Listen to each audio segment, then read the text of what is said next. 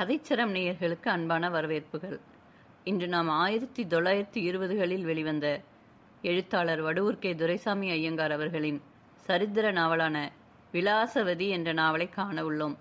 தமிழ் வாசகர்களின் நாடியை பிடித்து பார்த்து அறிந்து எழுதியவர்களில் காலத்தில் முதன்மையானவர் வடுவூர் கே. துரைசாமி ஐயங்கார். இவர் ரெய்னால்ட்ஸ் போன்ற ஆங்கில நாவலாசிரியர்களின் கதைகளை தழுவி எழுதியதோடு நின்றுவிடாமல் தமிழ்நாட்டின் சமகால சமுதாயத்தை சித்தரிக்கும் பல நாவல்களையும் இவர் எழுதியுள்ளார். அதிகாரம் 1. பண்டை காலத்தில் நமது சென்னை ராஜதானி 3 பெரிய நாடுகளாக பிரிந்திருந்து சேர சோழ பாண்டியர்களால் செங்கோல் வழுவாது பரிபாலிக்கப்பட்டு வந்தது. நமது கதை நிகழ்ந்த காலத்தில் பாண்டிய நாட்டிலும் சோழ நாட்டிலும் அரசர்களுக்கு ஆண் சந்ததி இல்லாமல் இருந்தது. 2 இடங்களிலும் 2 பெண்ணரசிகள் ஆண்டு வந்தனர். பாண்டிய நாட்டை ஆண்டு வந்த சியாமளாதேவி நாச்சியார் என்பவள் சற்றேறக்குறை 30 வயது அடைந்தவள். அவள் கொடிய மனமும் கொடூர நடத்தையும் ஆழ்ந்த கபடமும் அளவற்ற தந்திரமும் 4 வகைப்பட்ட பலமும் வாய்ந்தவளாக இருந்தாள்.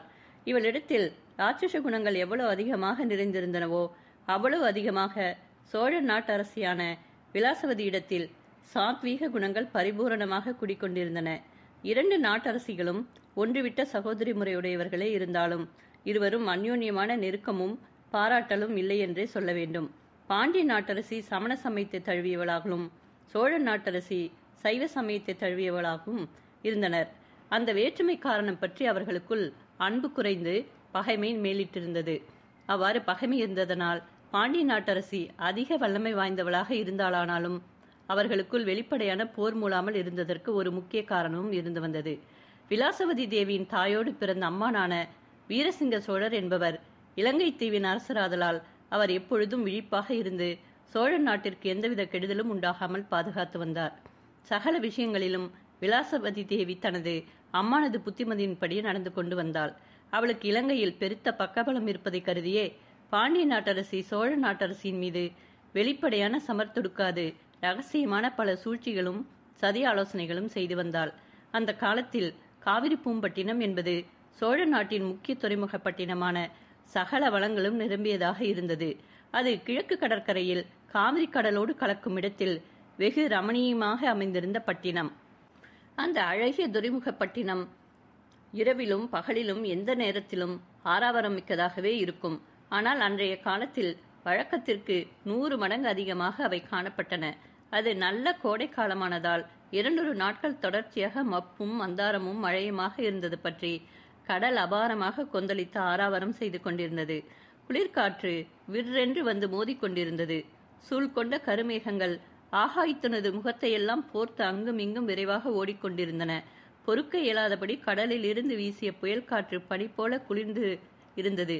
பனையளவு உயர்ந்து பயங்கரமாக மோதிய அலைகளை உண்டாக்கி காவிரி ஆற்றிற்குள் வெகு தூரம் வரையில் உருட்டி விட்டு கொண்டிருந்தது. கடல் என்னும் அரக்கன் கல் குடித்து வெறிக்கொண்டு பேய் பிடித்து தலை தடுமாறி மண்ணுலகையே ஒரு நொடியில் அழித்து விடுகிறேன் என்று பெரும் கோஷம் செய்து தத்தி குதிக்கிறானோ என நினைத்து அஞ்சுபடி அந்த கிழக்கு கடலானது விவரிக்க இயலாதபடி மகா பயங்கரமாக கொந்தளித்து எழுந்து கொண்டிருந்தது. அப்படிப்பட்ட மகா பயங்கரமான கரையோரத்தில் காவிரி பூம்பட்டினத்தின் ஜனங்கள் வந்து கூடி மிகவும் சுறுசுறுப்பாக அங்கும் இங்கும் ஓடி அலைகளினால் வெளிப்படுத்தப்படும் பொருட்களை எல்லாம் ஆவலோடு பொறுக்கி எடுத்துக் கொண்டிருந்தனர். அந்த கரையின் ஓரத்தில் கூடியிருந்த செம்படவர்கள் எப்படிப்பட்ட அபாயகரமான பெருத்த அலைகளையும் பொருட்படுத்தாமல் சமுத்திரத்தில் பாய்ந்து மனிதரது சரீரம் ஏதேனும் கிடைக்கிறதா என்று ஆராய்ச்சி செய்து தமது கையில் அகப்பட்ட கட்டைகள் பலகைகள் முதலியவற்றை கரை சேர்த்து கொண்டிருந்தனர். அந்த காவிரி பூம்பட்டினத்தின் மடம் ஒன்றில் இருந்தவரும் பரோபகாரத்திற்கே தமது வாழ்நாளை அர்ப்பணம் செய்தவருமான தில்லையம்பல பண்டாரம் என்ற பெரியவரும் அந்த கும்பலில் நடுவில் வந்து நின்று செம்படவர்களை மேன்மேலும் ஊக்கி அலைகளில் எவரேனும் மனிதர் இறந்தோ மூர்ச்சித்தோ கிடைக்கிறார்களா என்று பார்க்கும்படி தூண்டிக்கொண்டே இருந்தார்.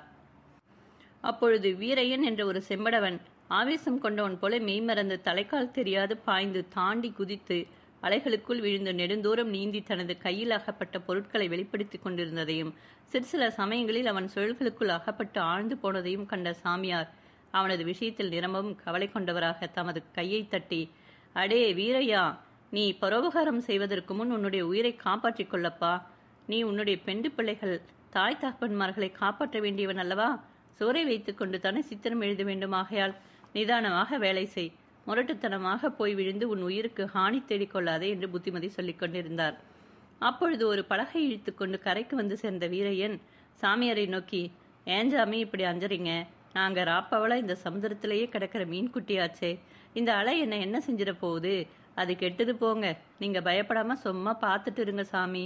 இறந்து போன மனுஷரை எல்லாம் மீனுங்க பிடிச்சி வச்சுக்கிட்டு இருக்கிறாப்புல தோணுது. கொஞ்சம் உள்ளார போய் பார்த்தா தான் மனுஷரை அம்பிடுவாங்க. நாங்க பயந்து பின்னுவாங்கன்னா மீனுங்க கன நேரத்துல மனுஷரை வாயில போட்டு தீத்து போடாதா என்று மறுமொழி கூறிய வண்ணம் சிறிது தூரத்தில் அலைக்குள் தென்பட்ட ஏதோ ஒரு வஸ்துவை கண்டு ஒரே பாய்ச்சலாக பாய்ந்து அலைக்குள் வீழ்ந்து மறைந்து போய்விட்டான். அப்படி தோன்றிய வஸ்து மனித வடிவம் போல காணப்பட்டதாகையால் ஜனங்கள் எல்லோரும் ஆரவாரம் செய்து கொண்டு மிகுந்த ஆவலோடு அவ்விடத்தில் வந்து கூடி வீரையனது வருகையை எதிர்நோக்கி இருந்தனர்.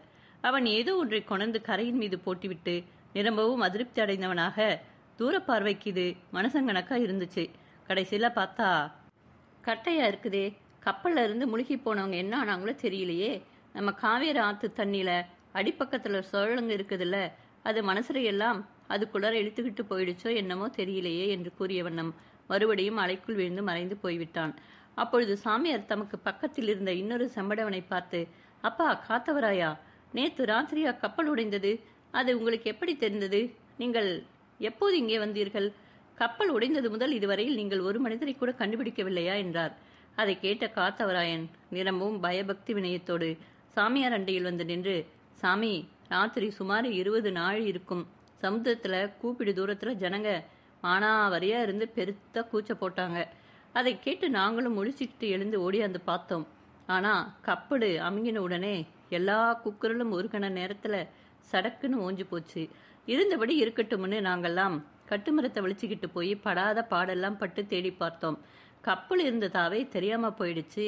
அந்த இருட்டுல ஒன்றும் பண்ண முடியாதுன்னு எண்ணிக்கிட்டு பொழுது வெடிஞ்ச உடனே வாராளாமோன்னு நினைச்சு திரும்பி கரைக்கு வந்தோம்.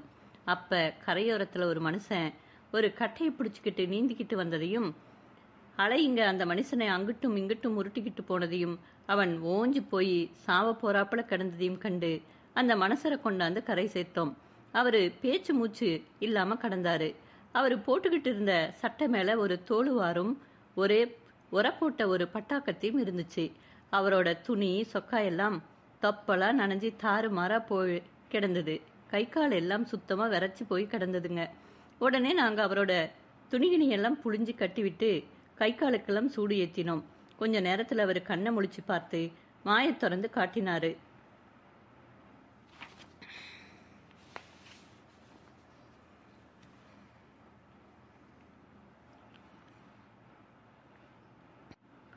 நாங்க உடனே அவருக்கு சுடுதண்ணி கொண்டாந்து குடிக்க கொடுத்தோம். அப்பால கொஞ்சம் கொஞ்சமா அவர் எங்களோட பேசினாரு. அந்த கப்பல் லங்கத்தீவிலிருந்து இந்த ஊருக்கு வந்துச்சாம். பொசல் காத்து மழையும் உண்டாயி கப்பலை புரட்டி தள்ளி கவுத்து பூட்டுதாம். அவர் மாத்திரம் ஒரு கட்டையை பிடிச்சிக்கிட்டு தப்பிச்சு வந்து சேர்ந்தாராம். மற்றவங்க இறந்துதான் போயிருக்கணும்னு அவர் சொன்னாரு என்றான். அதை கேட்ட சாமியார், ஐயோ பாவம், பெரிய கப்பலில் சுமார் 200 ஜனங்களாவது இருந்திருப்பார்களே, அதிலிருந்து ஒரே ஒரு மனிதர் தானா தப்பி பிழைத்து வந்து சேர்ந்தார்? அவர் பார்வைக்கு எப்படி இருந்தார்? அவரும் இலங்கை தீவை சேர்ந்த மனிதர் தானே என்றார். காத்தவராயன், சாமி, அந்த மனுஷர் வாயை திறந்து பேசினா கூட அவரு ரொம்ப தளர்ந்து போய் சாக போற ஒரு மாதிரி இருந்ததை கண்டு நாங்க அவரோட அதிகமா ஒன்னும் பேச்சு கிடக்கல. அவரை பார்க்க செய்ய அவர் லங்கத்தீவை சேர்ந்த மனுஷரு போலத்தான் இருந்துச்சு. அவரு நல்ல பாலிய வயசு. அவரு பெரிய மனுஷர் விட்டு புள்ள மாதிரி இருந்தாருங்க. அவர் என்னமோ ஒரு பொருளை ரொம்பவும் சாக்கிறதையா வச்சுக்கிட்டு இருந்தாரு.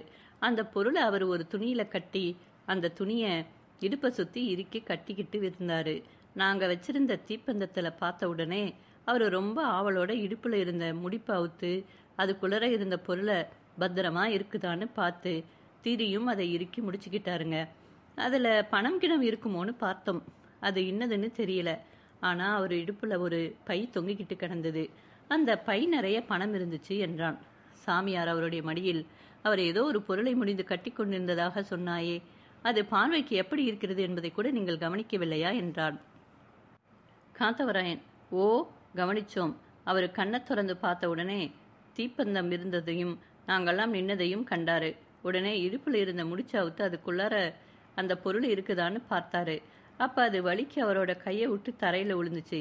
பக்கத்துல இருந்த நான் உடனே குனிஞ்சு அதை எடுத்து என்னன்னு பார்த்துப்பட்டு அவர்கிட்ட கொடுக்க போனேன். அதுக்குள்ளார அவர் பதறி போய் அதை என் கையிலேருந்து வெடுக்குன்னு பிடுங்கி துணியில் வச்சு திரியும் இடுப்புலையே கட்டிக்கிட்டாரு. அது ஒரு சின்ன வெள்ளி பொட்டி மாதிரி பளிச்சென்று மின்னிட்டு இருந்துச்சு. ஆனால் அது தூக்குறதுக்கு லேசாத்தான் இருந்துச்சு. உள்ளார ஏதோ அருமையான சாமானை வச்சு பூட்டி இருக்கிறாப்புல தெரிஞ்சிச்சு. அதுவும் இல்லாமல் அவர் அதை என் கையில் இருந்து பிடுங்கினதை பார்த்தா அதை தன்னோட உசுருக்கு மேலே அதைய அவர் மதிச்சிருக்காருன்னு நல்லாவே தெரிஞ்சுது. அதுக்கு பரவாயில்ல, அவர் மயங்கி விழுந்துட்டாரு. அது எப்படியாச்சும் இருந்துட்டு போகட்டோம்னு நாங்கள் அவரை உடனே தூக்கிட்டு போய் நம்ம ராஜா சத்திரத்தில் படுக்க வச்சு மணிக்கார சுப்பப்பிள்ளை ஐயா கிட்ட அவரை ஒப்பிச்சோம். அந்த ஐயா பாய், தலகாணி, கம்பளி, கிம்பளி எல்லாம் வர வச்சு அவரை சுகமாக படுக்க வச்சு பக்கத்தில் கணப்பு போட்டு அவருக்கு சூடு உண்டாக்கினாரு. கொஞ்ச நேரத்தில் அவர் அசந்து தூங்கி போயிட்டாரு. அதுக்கு பரவாயில்ல, நாங்கள் இங்கிட்டு வந்துட்டோம். அது முதற்கொண்டு இங்கிருந்து பார்த்துக்கிட்டே இருக்கிறோம். வேற ஒரு மனுஷரு கூட தப்பி கரை சேரலை. கட்டையும் பலகையும் தான் வருதுங்க என்றான். அந்த வரலாற்றை கேட்ட சாமியார் சிறிது நேரம் சிந்தனையில் ஆழ்ந்திருந்தவராக, நேற்று ராத்திரி 20 நாழிகைக்கு மூழ்கி போன ஜனங்கள் இனிமேலா பிழைத்து வரப்போகிறார்கள்?